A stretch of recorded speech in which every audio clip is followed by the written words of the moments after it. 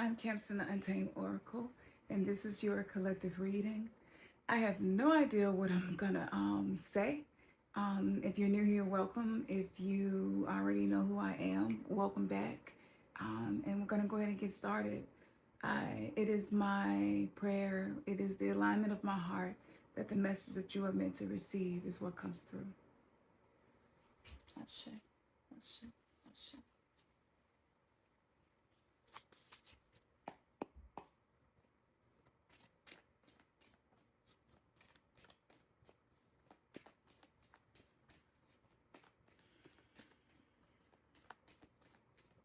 Mm, mm, mm. The very first card, Pre-Night, Trust. Trust. What is it that you are being called to trust? Maybe you're being called to trust in something you don't usually trust in. Is trust something that's difficult for you? And if so, why? Do you have a hard time trusting people? Do you have a hard time trusting yourself? Do you have a hard time trusting your intuition? Do you have a hard time trusting the process? All of these things is asking you to trust the process. And I feel like whoever I'm speaking to, the things that are happening in your life that you can see aren't giving you a reason to trust the process. But that's even more reason to trust the process, because faith is trusting in the process. Even though you don't know the next steps, you don't know the next breakthrough, you don't know the next check, you don't know the next time you're going to have an opportunity, you know, just trusting the process without having to see exactly how it's going to unfold. The next card is letting go, blue kyanite. So in order for you to learn what trust feels like and to learn that trust is safe, because trust does not feel safe for you, you need a plan. You need a logical plan that is reasonable to be in front of you, and then I'll trust. You're being asked to do something you don't usually do. And this is the way the spiritual realm opens up. It's through trust. It's through trust in the unseen. The spiritual world is the unseen. But in order for you to do that, you're going to have to let go of something. You're going to have to let go of trying to control something, because you're actually holding up the process. Dare I even say, you're doing damage by not letting go and trusting. Because a sign that you trust something to work out is that you let it go.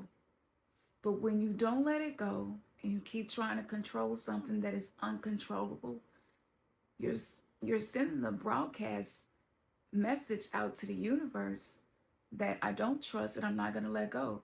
And it's making things more difficult than they have to be. I know that that's probably not what you want to hear. I know that there are probably conflicting things happening in your life right now. I know that your life may not look like a life that's worthy of trust. You know, it may not look that way, but that's what you're being asked to do.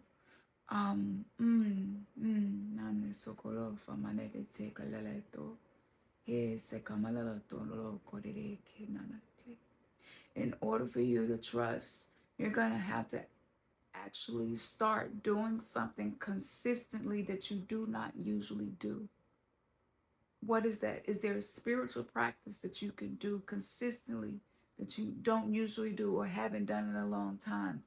Is there some type of resource, support system, idea, or something that ancestors have been speaking to you, but you haven't yet moved into it to actually do it?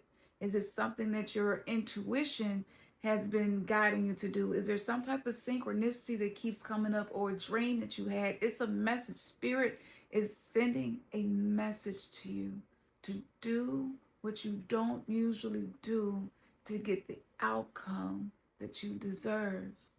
But it is through trust in the unseen. And I have had to walk this path myself.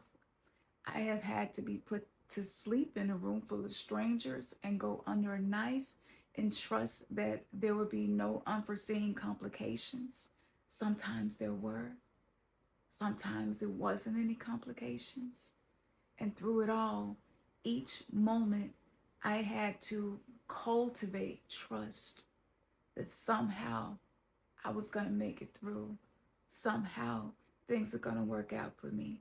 Somehow, I don't know how, but I trust that it will. I don't need to see it to believe it. I'm going to keep believing it until I finally see it. And that's gotten me through a lot of tough times. Okay? So trust the process. Do something different. Do it every day. I know for me, personally, this new Gregorian year, which is really not a new year. I mean, you know, that we're still in a death phase as far as cycles of winter when I'm recording this. And so like there's this constant worship of death within the time and space that was created by man. And sometimes we get stuck there. We don't allow things to be reborn because we aren't willing to lay them down. In order for something to be rebirthed, it has to go through a cycle, and there is a cycle of letting go. There is a cycle of laying something down. And I know it could even be a habit. It could be some type of vice. Like maybe it got you through hard times, but in this season you're coming into, it's like, can you trust that it's going to work out without that habit, without that vice, without whatever that thing is that you had your heart set on using and needing to support you? You may not need it anymore. Somebody may even be able to stop doing something cold turkey, whether it's hanging out with people, a substance, or food, or whatever.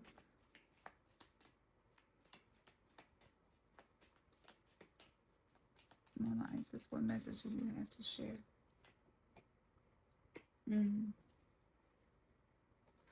So I got the pillar of light. The pillar of light. It says, the pillar of light burning bright, earth star below, soul star above. Burn away all that is not light. Transform all into unconditional love.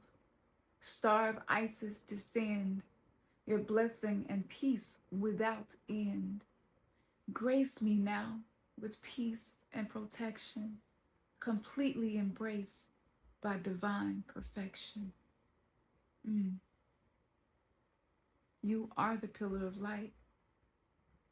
The earth star is the chakra that is between your root chakra and Mama Earth's heart, the core of Mama Earth. This particular chakra, it can be a point of anchoring that you can use. So what I do this every night before I fall asleep. I visualize from the bottom of my heart, roots growing down through my feet and into Mama Earth, through the earth chakra, okay, and deep into the core of Mama Earth. And for me, I discovered when I ground myself through visualization, I can feel sensations in my physical body. I can feel a vibration. I can feel a hum in my body. Hum. And if I do this every night, the more that you use visualization, the stronger your intuition becomes, the stronger your psychic gifts become, the stronger your connection with Mama Earth becomes. This will help you to trust. You have to drop a grounding cord to anchor you, because it's so much mental energy right now. It's so easy to get lost in your mind. And in the mental plane right now, there is a frequency warfare going on in the mental plane. This is why we see a rise in mental instability. And all of a sudden now we're learning these things about ourselves, and we're learning that mentally there is something that is not functioning, right? Previously, we didn't know. We probably didn't think anything of it. But in the mental plane, there's a frequency war happening. And this frequency war is for these energetic parasites. They want to be able to colonize the mind as our minds are shifting and healing and letting go of things and learning to trust in things that maybe the people that raised us did not trust in. So an example of that would be, I trust in my altars. I trust in the food that I put in my body and the frequency that it creates inside of me. Approach everything, whether it's a sip of water or a sip of tea, giving thanks. If I'm not mistaken, that's called animism. And so you give thanks for everything, giving thanks for this blanket, these clothes. Thank you for keeping me warm. Thank you. My eyeglasses, thank you for helping me to see. And just throughout my day, interacting with everything, just giving thanks for everything. And so through visualization, strengthening my intuition, and giving thanks for everything. Just thank you. Even the stuff that make me cry, thank you. Like that hurt me. That hurted me, but I give thanks, right? Learning how to hold space for both.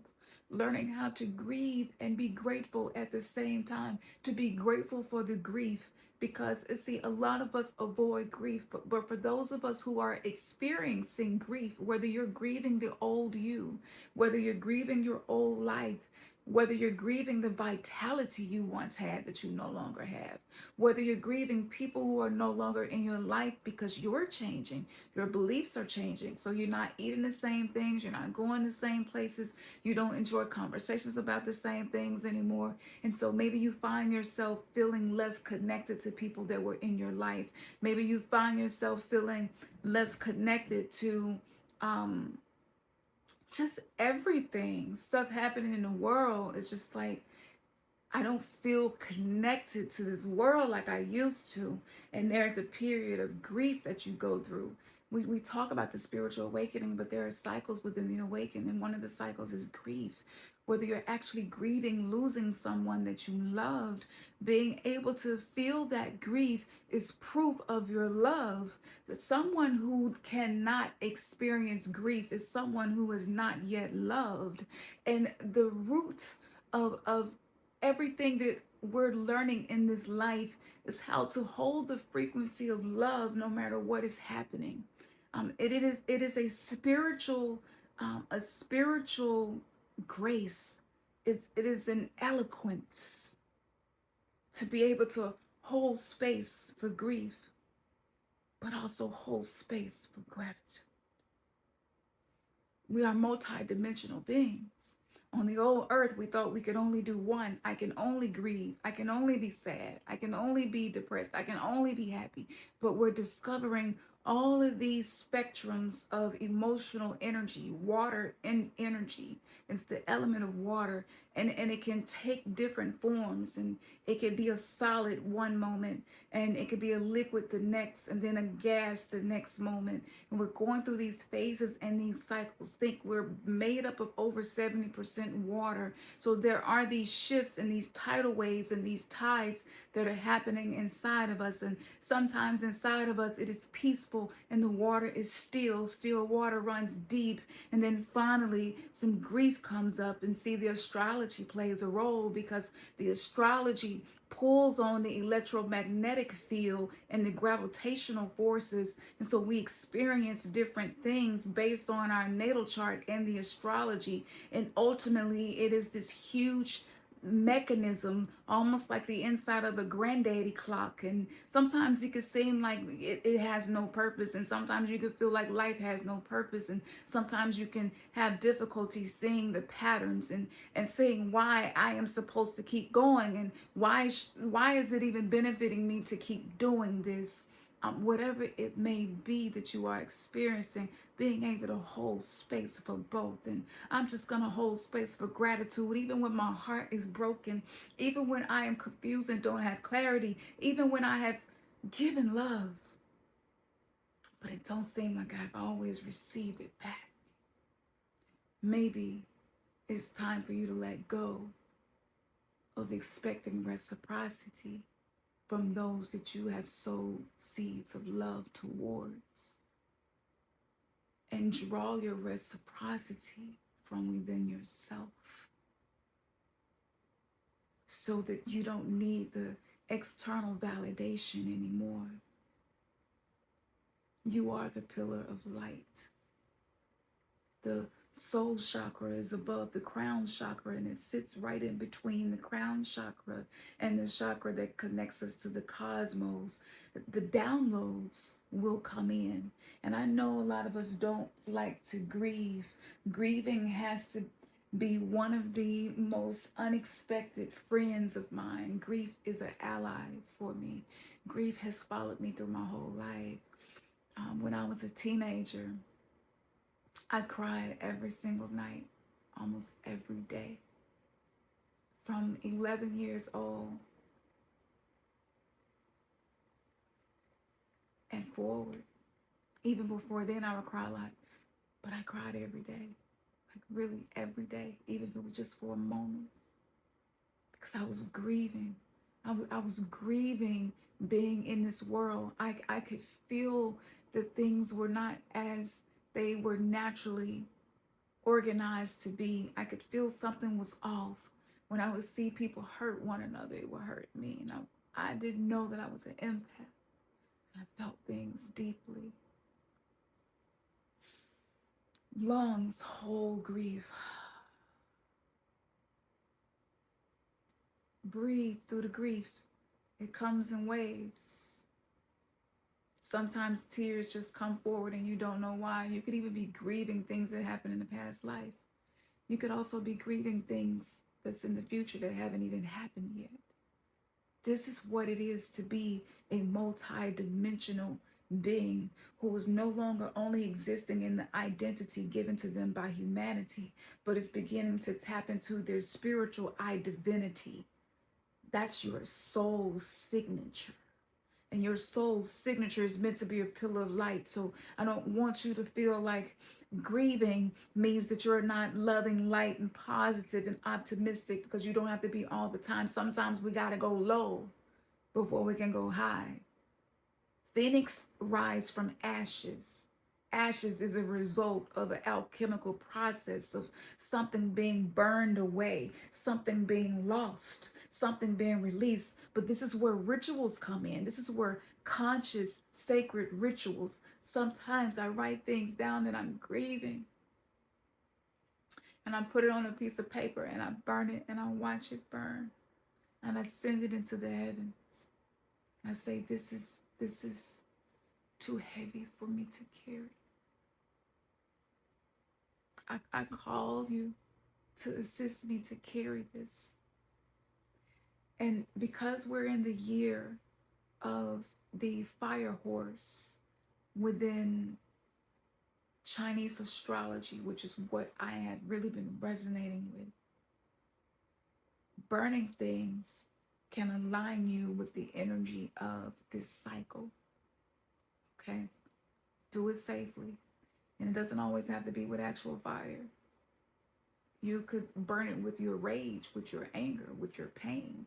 You could write it down and rip it to pieces and let that rage move through your hand chakras into that paper and rip it. And I'm done with this. And I'm done with being hard on myself. I'm done to treating myself this way. I'm done putting myself last. I am done not taking care of myself. I will not treat myself this way anymore. And anybody that demands this of me, anybody that is taking more from me than they are giving to me, I release them into their natural process. I no longer hold on to things that I can't control.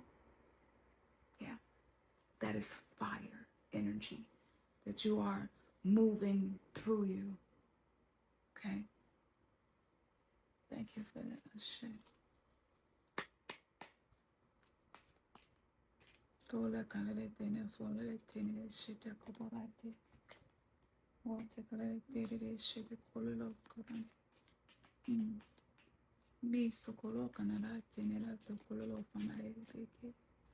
Everything that we love will one day die. Everything that we love will one day no longer be with us. Everything that we love, hold precious for the time that you have it, because we will not have what we love forever. That is why we are here in the Earth School, to go through these experiences. These are initiations.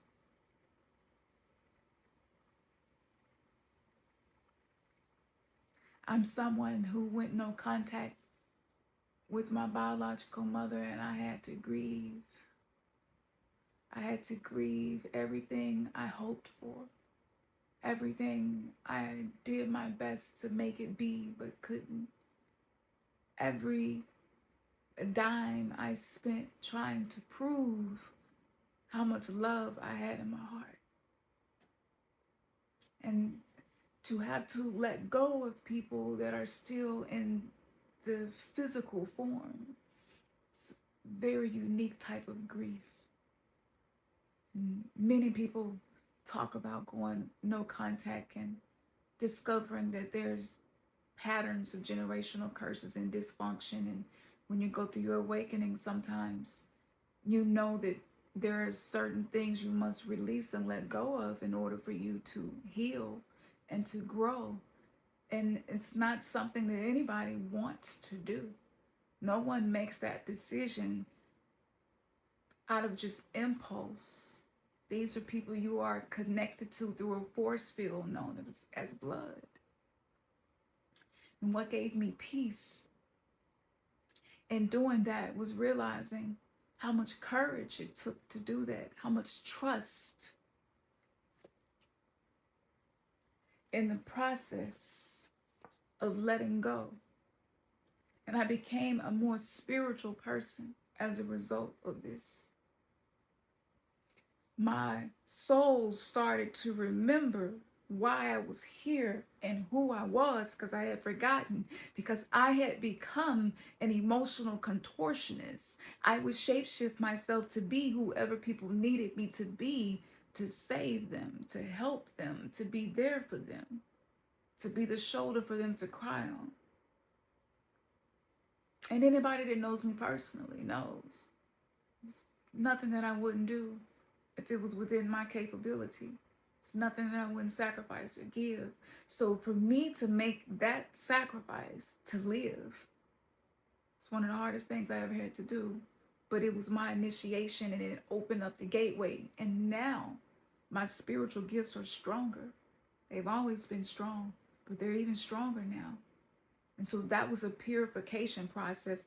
I had to walk through the fire and the flames of the process of alchemy. I had to have the courage, but also have the faith to know that in letting go, I am creating a new timeline for my bloodline to experience. Because sometimes we forget that we are frequency beings. We are made up of energy and vibration and frequency. And so if we are attached to people who have a different path, a different frequency that they are operating in, then sometimes other people's frequency can cause distortion, and we do not receive the messages from spirit that are being sent to us. It's not the spirit is not communicating. We're not in a frequency to receive the message. And no one really talked about the spiritual aspect of going no contact. What helps you to do that? Because if I could not see that as a spiritual experience, as an initiation into a version of me that wasn't afraid to walk a path unpaved all alone. And it is on that path that the dark mothers began to come to me. Going no contact, surrendering, letting go, creating boundaries. This reprograms the subconscious mind, and the subconscious realm is ruled by the dark feminine, because darkness is symbolic with feminine energy. So this is a realm of creation. This is where the seed of creation is implanted for all of us to exist. The seed happened in darkness. But out of that darkness came the spark of light when the sperm met the egg on a physical level. But on a spiritual level, the soul was plucked from the dark cosmos and brought down here into this physical realm. And so the light body, right now, you are a pillar of light. Your light body is being activated. You're not going to be allowed to associate with people that you used to, and do the things that you used to, and eat the things that you used to, and think the ways that you used to, and make the decisions that you used to, approach problems the way that you used to, handle conflict the way that you used to, or maybe you avoid conflict and you don't handle it. These things are dangerous to your journey. These things can no longer be a part of your operating system, because you're navigating a new world as the old world is being burned away. Ashe.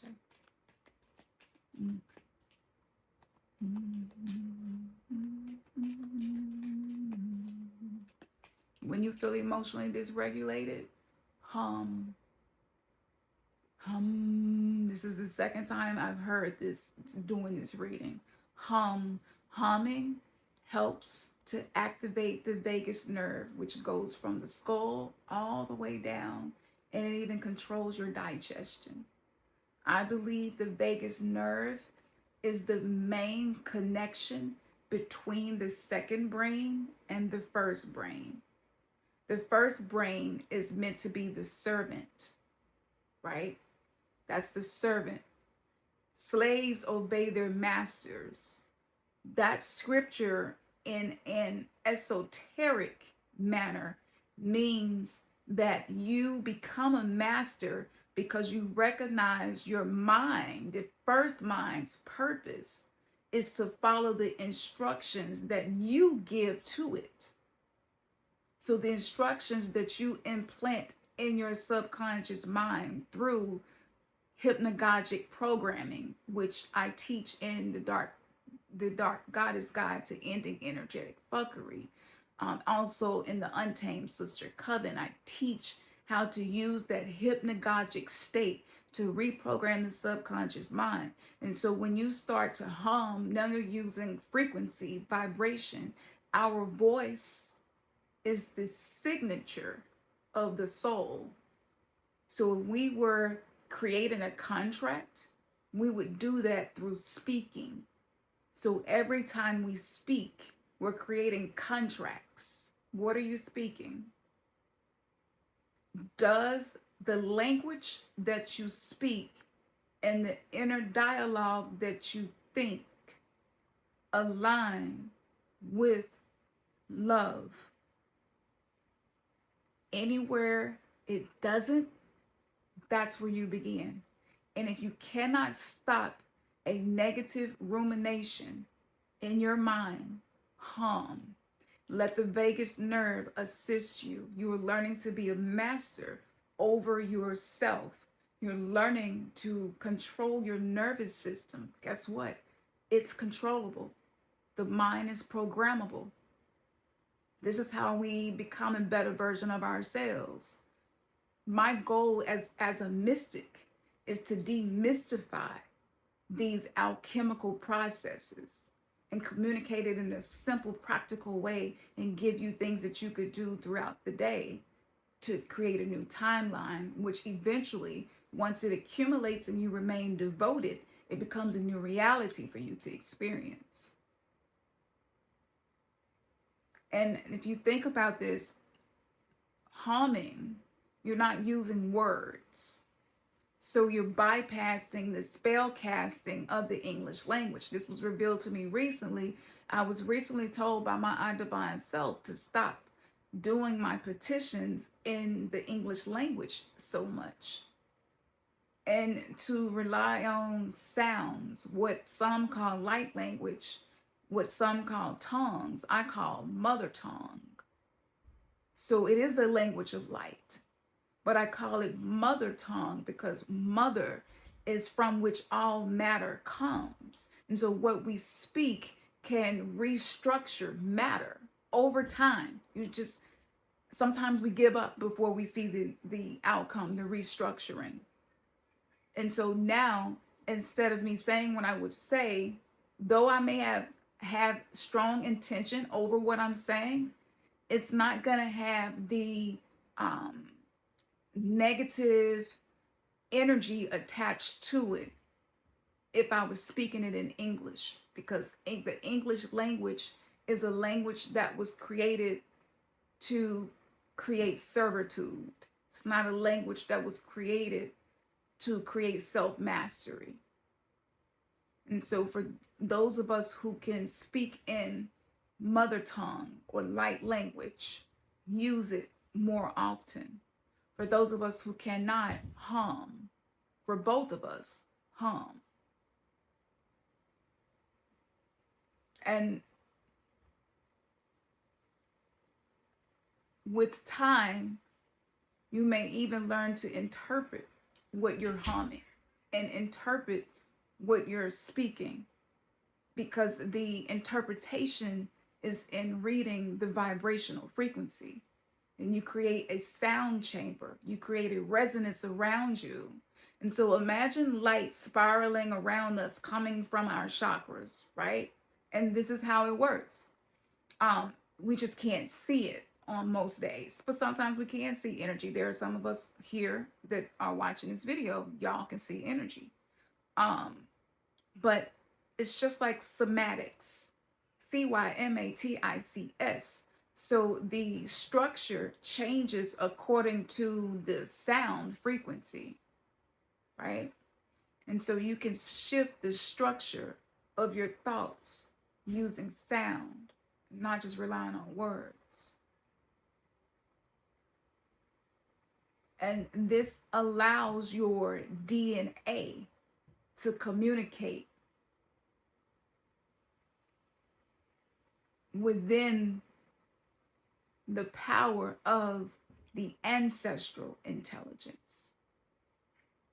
And so for me, I'm going to do one of these before I get off here. Let me pull the card. I'm going to do a mother tongue activation with this reading today.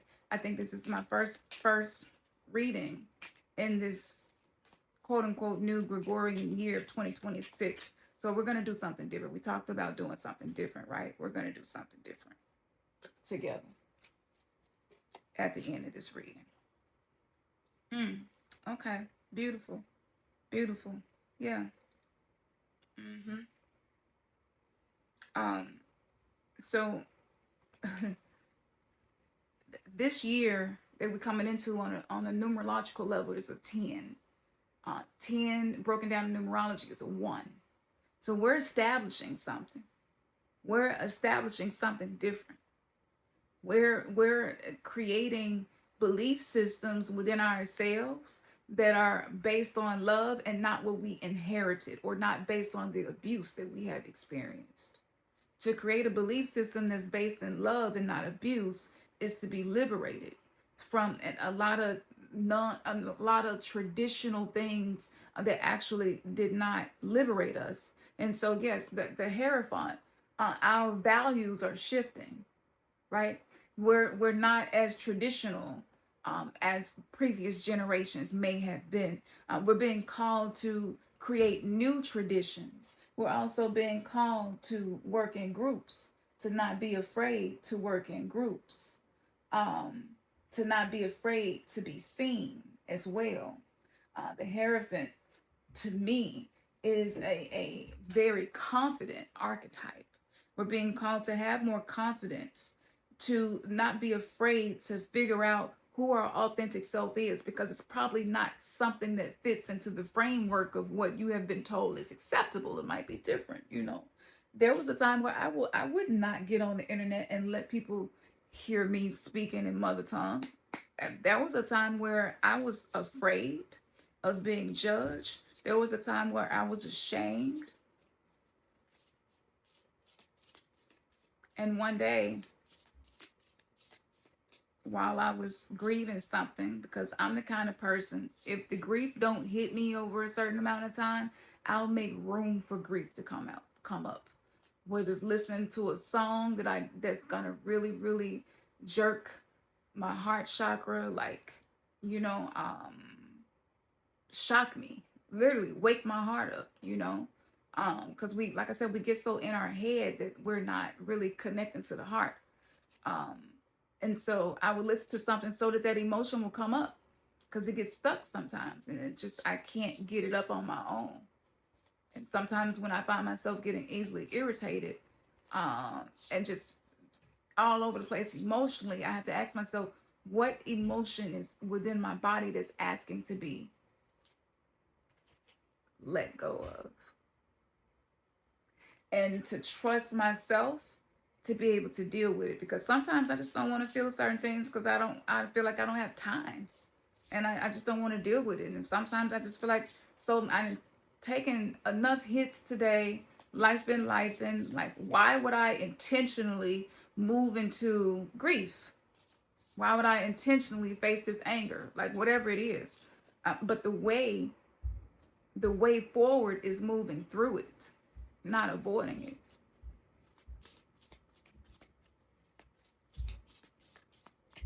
And I'm going to be teaching more about certain organs and which emotion is in that organ, and what the inner dialogue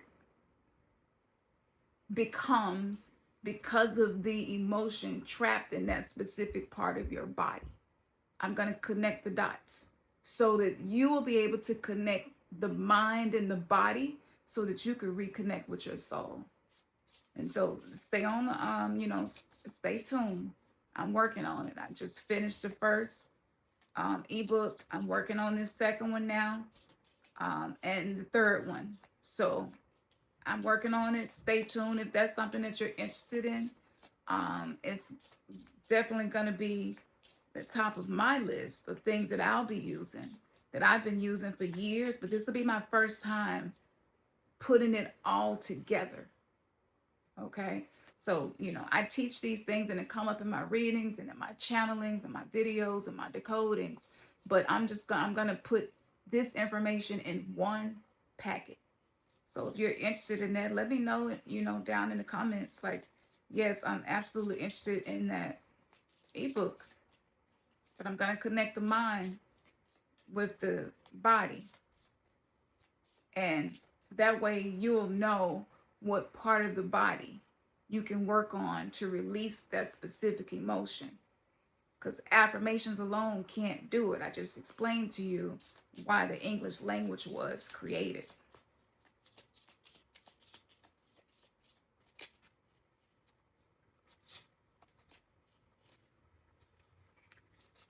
Here we go again. I know at this point, this probably do not seem like the thing to do, but this represents community. It says community of friends. Social support is crucial in maintaining good mental health, positive social networks, and to enhance resilience. Your community helps you to prevent sensations of loneliness increase happiness, and improve self-confidence, and encourages you to be your best self. Whom you choose to surround yourself with has a large impact on the way you view yourself and your future. I literally just said that to y'all. Like, y'all saw me shuffle.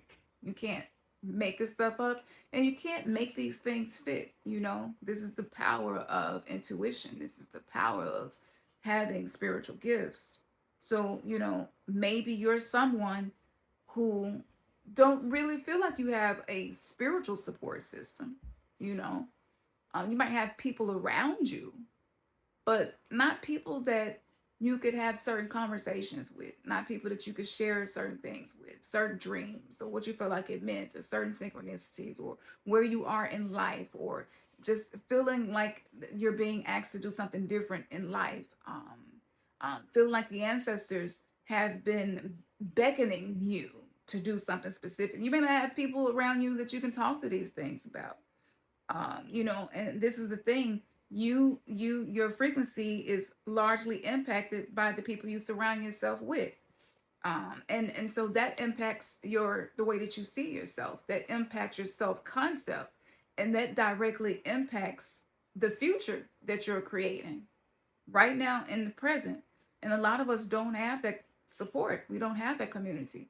I cried about this probably like 2 weeks ago, because for a long time I struggled to know who I would be able to leave my children with if something happened to me. I didn't have anybody to write down. Um, Either people cared about me but weren't in a financial situation to be able to take on children, or maybe their own health or mental health wasn't good. I mean, it was something. I didn't have a support system where I could say that. When I graduated high school, it was like 3 people there, and that was my stepmom, my dad, and my little sister, and one of my friends. It wasn't like a large support system. I graduated with like really high honors, high credit. I was number 7 in the whole county. And so, I had worked so hard, and throughout school, I had went through so much trauma. And so I felt like there was a major achievement, but there was really I wasn't surrounded with like a group of people.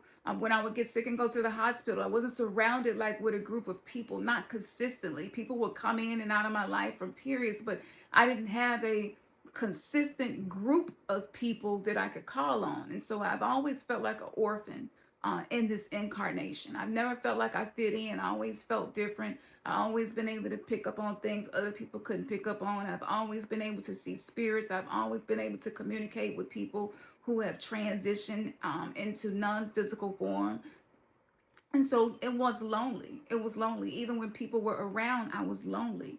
And so what did I do? I said to myself, I will build communities. I will create communities, and I will call in the souls that have a resonance with these things. And so that's what I did. And so you have a community here, like, and this is why I say, like, comment. I read all of my comments. A lot of times I am sending up, I really don't ever stop petitioning on the behalf of people, especially when people let me know they're going through a tough time, or something is happening, or something they applied for, they're hoping to happen, or hoping to get accepted in a program. Like, whatever it is, it don't matter. But this is part of my spiritual practice. And when I was in religion, I would call it the intercessive prayer warrior. I don't know, maybe somebody watching me now is like, yeah, that's exactly what I called it. I'm not in church anymore. I'm not really practicing religion anymore. I'm in spirituality, and now it feels lonely, right? So I get it. But also, not only, I'm not going to try to force the community on you. But I do have the Untamed Sister Coven, and that's all about community as well. And we also have a private chat where we can share things with each other throughout the journey. And so, yeah, so there are communities available for you. But if this doesn't resonate for you, start calling in your community. Or maybe you're called to create a community the way that I did, or both. And I do both. So here's some self-care practices. Make a list of friends that make you smile, or may even make you laugh. If you feel stressed or uneasy, visit one of your friends for a drink or a walk or a chat. Let this be a part of your spiritual process, even if it's just one person. And some of my closest sisters were people who are not a part of my family, people that I crossed paths with, even some people that I've met here. We're really, really close now. And we can trust each other. We can share things with each other in confidence that, it's not gonna be spread or used against us.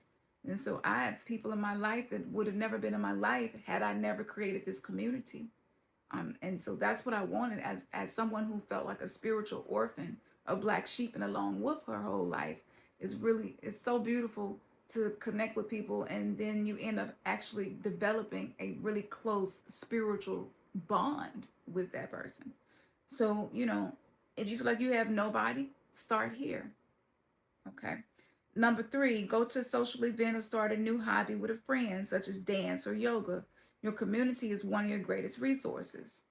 And so again, we do yoga, which is somatic healing, that I call somatic exorcisms, because what you're doing is you're releasing, detoxing, removing, exercising energy out of you that is dense, heavy, and was rooted in trauma.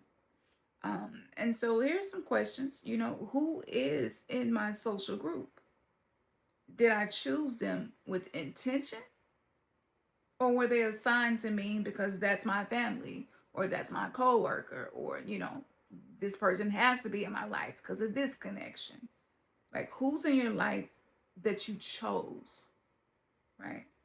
Do they make you feel loved, cared for, and supported? And do you do the same for them? This is very important.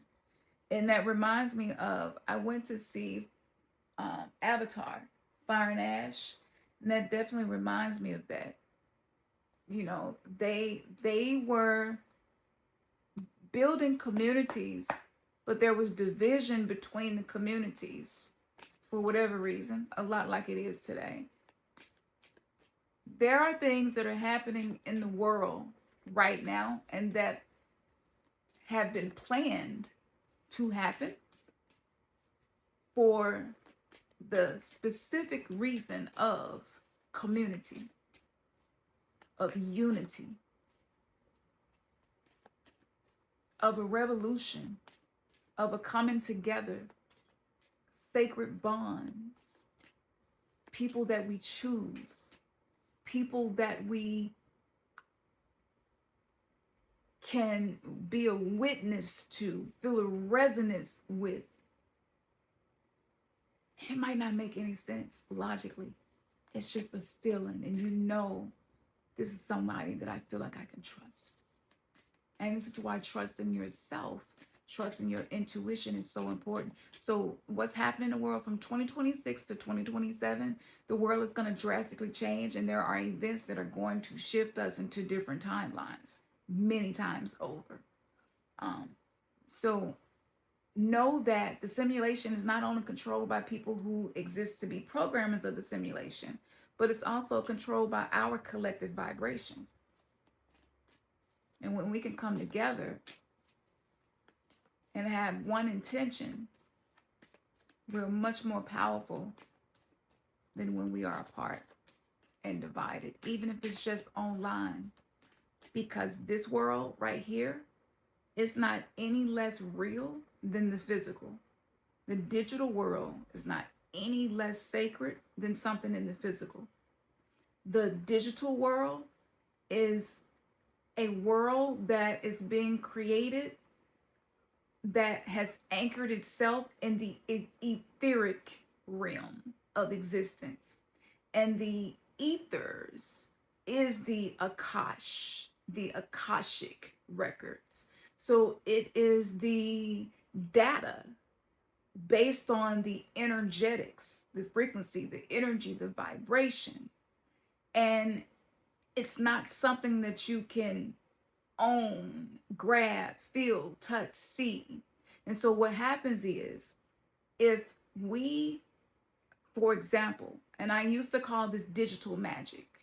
So I would comment under videos for people who needed encouragement and give them encouragement with the intention and awareness that I'm planting a seed of energy and something that I'm proud of and something that I know is going to come back to me in the form of a harvest. I would do this intentionally. So the people that we follow, the people that we comment, the things that we like, that is creating a frequency field around us. And that determines what invitations we send out for certain experiences. So this digital realm is etheric. This digital realm is connected to the astral realm as well. This digital realm is connected to the mental plane. It's connected to the pain body. The 6 subtle bodies can be manipulated through this connection. These are scrying mirrors you are watching me on right now. So this is no less powerful or sacred than anything else, but it's learning how to use the digital realm to intentionally plant seeds in the collective vibration, thus creating a paradigm shift, which brings in a new version of Earth. And the more confidence that we have in our capacity to do this, the more powerful we will see the impact in the physical world, in the world of matter. Ashe Kalima. So I pulled blue Tara, and if you notice, she has the sun behind her, and she's wrapped in lotus flowers. Lotus flowers symbolize enlightenment, life, rebirth, also feminine energy. It says the sweet mother of peace now bestows her gifts of clarity, peace, and the power to overcome any negative condition. Just as the beautiful lotus grows from muddied waters, so too shall you arise from confusion, difficult circumstances, and heavy energies into sacred blossoming. If you feel held back or slowed down by your circumstances, remember that your soul has the ability to process all experiences and become stronger, not weaker, through doing so. The oracle indicates healing and a positive prediction for a peaceful future. The second of the Mahavira wisdom goddesses is the goddess Tara. Represented by her many colors, Tara manifests in unlimited forms to accomplish whatever task is required to support the spiritual liberation of all beings. Tara can be Samya, the gentle, kind, and comforting one like the moon. She can also be Ugra Tara, the fierce defender against extreme negativities, wrathful and fearsome. Her multiple forms remind us of the unending resourcefulness of the Divine Mother. It is taught that Tara will manifest in whatever form is required for the protection of spiritual aspirants. Tara is the Divine Mother's enlightened activity. Sometimes we subconsciously switch off from divine assistance by limiting what we think is possible for spiritual energy to influence and manifest. The oracle asks you to challenge such spirit limiting beliefs to empower divine assistance in your life. Tibetan Buddhist doctrine teaches that Tara loves all, and she loves us all as her children. There's a significance to this that is freeing. In the realm of ego, we see ourselves and others as either allied or at war. The ego thinks you are either with me or against me, and battle ensues. For the peace-loving heart, there is no joy in such a way of being. It creates anxiety, distress, and fear, which steals the power, love, and hopefulness from the heart. When we acknowledge that Tara loves us all as her one child, rather than as her many children, It gives us permission to receive fully without guilt. It gives us leave to not lose faith if another appears to be unjustly gaining the upper hand, because we can remember in our hearts that we are all loved and treasured equally. No matter what appears to be, there is no such thing as privilege at a spiritual level.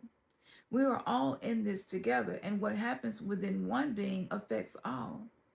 We can only grow, heal, and awaken together in entirety. There will be some who have the capacity to move ahead of the curve. They will be supported in doing so. Yet they are no more important than those struggling to find the path.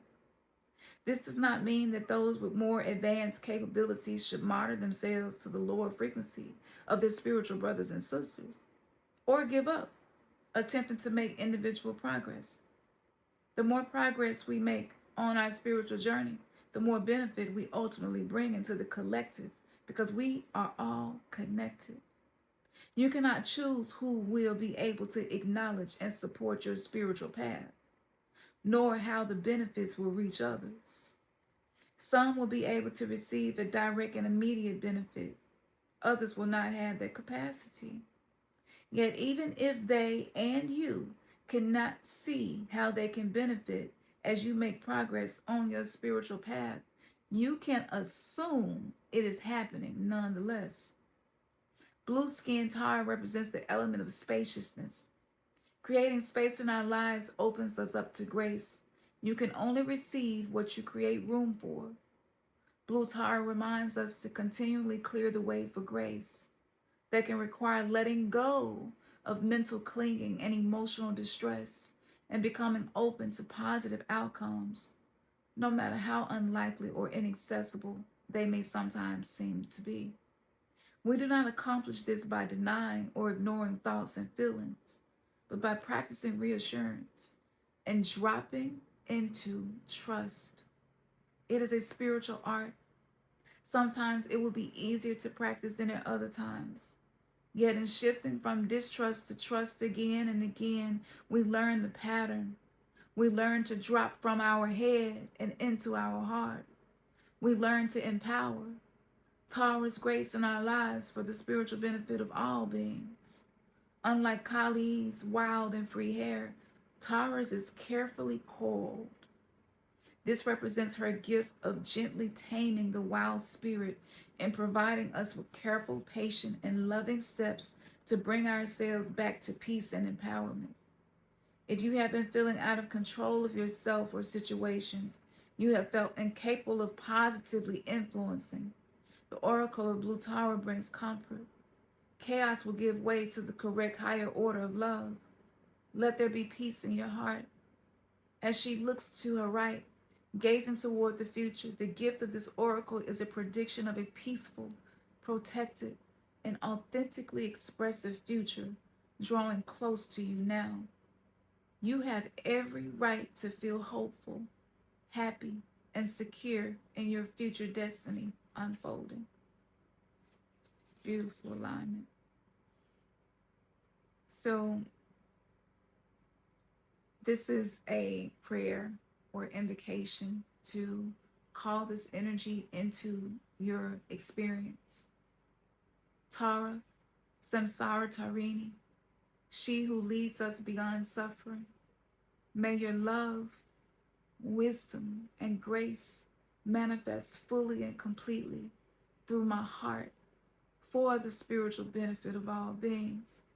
I offer up all my concerns to you now with complete confidence in your swiftness, practicality, resourcefulness, and creative healing genius. With an open and trusting heart, I invite you to manifest as you wish within me and in my life.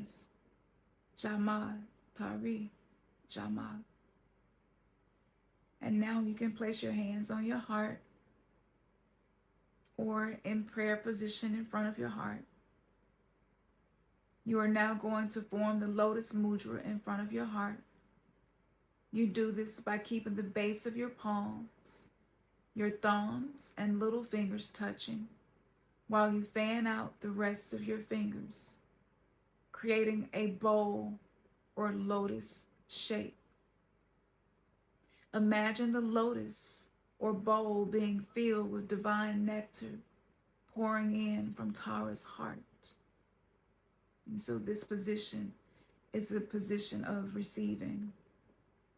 Okay. And so you can repeat this short mantra. Om Tare Soham. Om Tare Soham. Repeat that as many times as you would like to. And just feel her presence expanding and growing within your heart as you do so. And there is light shining in all directions through all dimensions for the spiritual benefit of all beings. And when you are ready, you can place your hands back in prayer, bow your head, and you have completed your healing journey. Okay? That was really sweet. That was just, you can't make this up, right? And so when you use the mudra, you're offering space to receive this energy into your field. And mudras activate typically after about 8 to 10 minutes of holding it. So if you could say your prayers, trust, receive, breathe into your heart, hum, and just receive this energy. You're communicating through the way that you position your body. Our body is an antenna, right? And receive this new energy. Breathe into it, breathe into the heart, hum, express your heart, pour your heart out. But this is some deep heart chakra inner child healing that's happening for you. It is absolutely happening for you.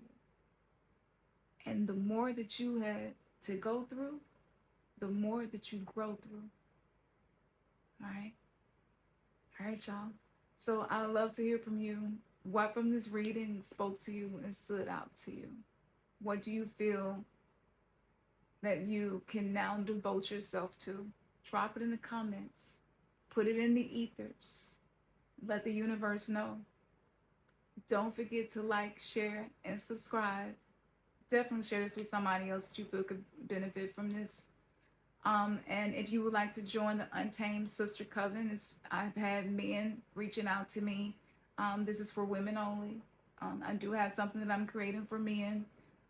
But again, I'm going to do these and as my guides let me know when it's time to release them.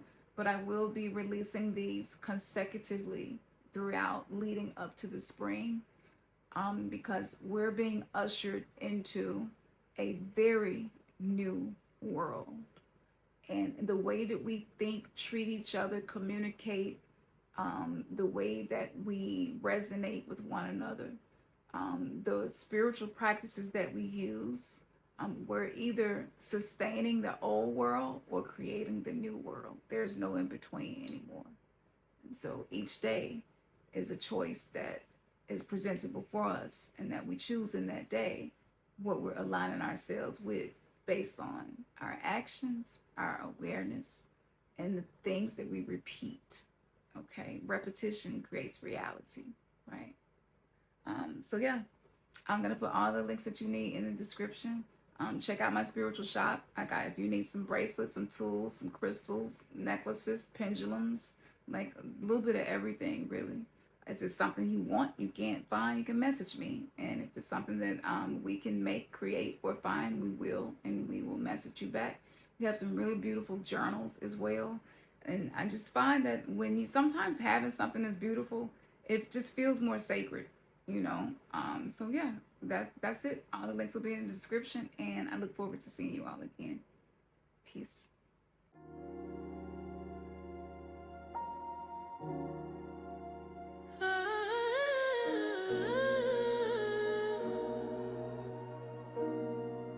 Yeah, higher, I take you higher. Higher. Yeah. I got this sacred